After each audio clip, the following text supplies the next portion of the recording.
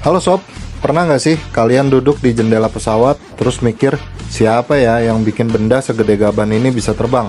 Nah, kalau kalian pernah kepikiran gitu, berarti ini saatnya kita kenalan sama Grandmaster pesawat dunia, Boeing. Tapi tunggu dulu, ini bukan cerita serius yang bikin ngantuk sob.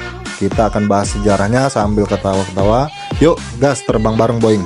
Ceritanya dimulai dari seorang cowok ganteng, mungkin ganteng di zamannya. Namanya William Boeing. Tahun 1916, doi lagi asik main kapal kayu buat balapan.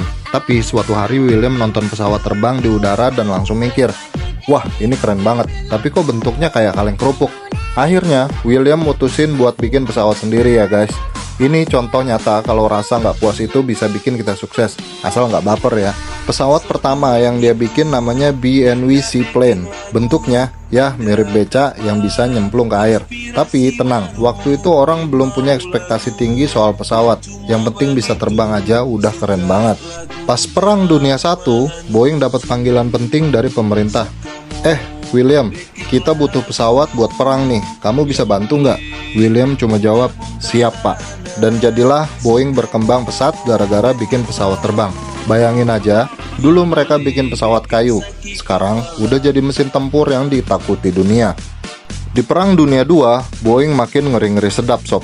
Mereka bikin pesawat B-17 Flying Fortress, namanya aja udah serem, kayak benteng terbang.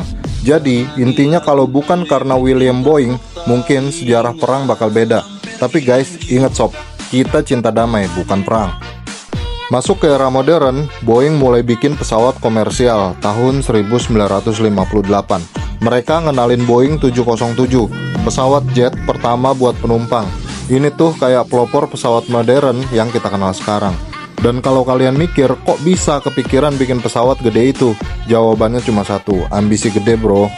Boeing pengen bikin semua orang bisa terbang, kayak burung, tapi nggak harus pakai sayap.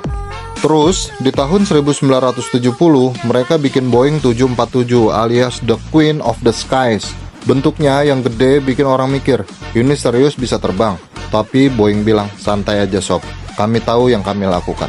Dan ternyata 747 jadi salah satu pesawat paling sukses panjang masa. Zaman sekarang, Boeing udah jadi pemain utama di dunia penerbangan. Mereka punya Boeing 787 Dreamliner yang katanya hemat bahan bakar dan super canggih. Kayak smartphone yang bisa terbang, gitu deh. Tapi ya nggak selalu mulus juga. Boeing juga pernah kena kritik gara-gara beberapa model pesawatnya bermasalah. Jadi ya intinya bahkan raksasa pun bisa salah langkah. Tapi mereka selalu bangkit lagi sob.